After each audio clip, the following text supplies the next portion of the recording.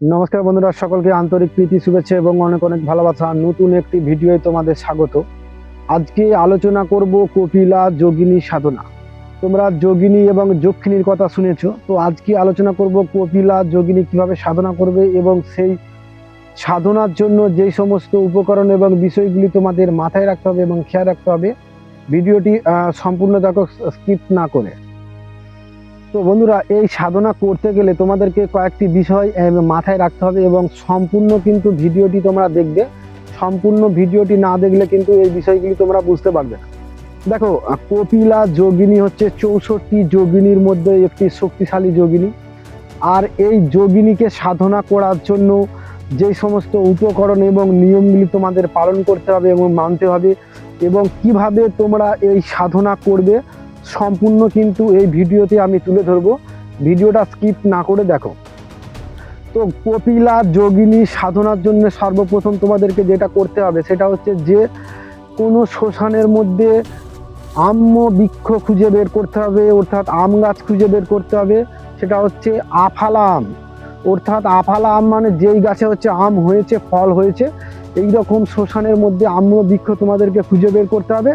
তো আম্র বৃক্ষ খুঁজে বের করার পর তোমরা কিন্তু সাধনা শুরু করতে পারবে। তো সাধনাটি শুরু করার জন্য প্রত্যেক ভিডিওর নাই এই ভিডিওতেও আমি বলবো যে সাধনা শুরু করার আগে সম্পূর্ণভাবে কিন্তু গুরুর দীক্ষার প্রয়োজন, গুরুর অনুমতির প্রয়োজন এবং যিনি এই যোগিনী সাধনা করেছেন সেই রকম গুরুর দরকার। চতুর্থ হচ্ছে সম্পূর্ণভাবে আধ্যাত্মিক জ্ঞান, সুরক্ষা ঘেরা বন্ধন মন্ত্র এবং নবগ্রহ পূজাপাঠ ইত্যাদি সমস্ত মন্ত্র কিন্তু তাকে জানতে হবে, না হলে কিন্তু এই সাধনা সে করতে পারবে না। ঠিক আছে? তো সাধনা করার জন্য তোমাদেরকে যেটি করতে হবে সেটি হচ্ছে যে শ্মশানের মধ্যে একটি আম গাছ খুঁজে বের করলে, তো আম গাছ খুঁজে বের করার পর তোমাদেরকে কিন্তু প্রথম দিন আম গাছকে নিমন্ত্রণ দিয়ে আসতে হবে। তো আম গাছকে কি নিমন্ত্রণ দেবে?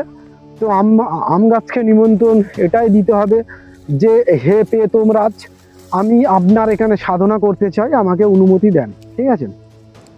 অর্থাৎ শ্মশানের মধ্যে সমস্ত কন্ট্রোল কিন্তু পেদরাজ করে থাকে, তাই পেদরাজকে তোমাদেরকে কিন্তু আমন্ত্রণ দিয়ে আসতে হবে। তারপরে কি করবে? তারপরে হচ্ছে শ্রাবণ মাসের অমাবস্যায়, শ্রাবণ মাসের অমাবস্যা যখন পড়বে সেই শ্রাবণ মাসের অমাবস্যায় কিন্তু সাধনা শুরু করতে হবে। ঠিক আছে? তো সাধনা শুরু করার জন্য যেটা প্রথম করতে হবে, সম্পূর্ণ রূপে ব্রহ্মচর্য পালন করতে হবে। মাছ মাংস আমিষ জাতীয় কোনো খাবার তাকে খাওয়া চলবে না। সে সাধারণভাবে কোনো জামা কাপড় বা পোশাক পরিহিত করতে পারবে না। তাকে জামা কাপড় কীরকম পরতে হবে সেটা হচ্ছে যে একখণ্ড কাপড় নিচে এবং একখণ্ড গায়ে থাকবে। বিষয়টি হচ্ছে যে যেমন হিন্দু ধর্মশাস্ত্রে মানুষ মারা গেলে যেমন পিতা শ্রাদ্ধের জন্য যে পোশাক পরে সেই রকমভাবে কিন্তু তাকে পরতে হবে। তো এই সাধনার জন্য কোন কোন উপকরণগুলি লাগবে সেগুলি আমি তোমাদের সঙ্গে আলোচনা করছি।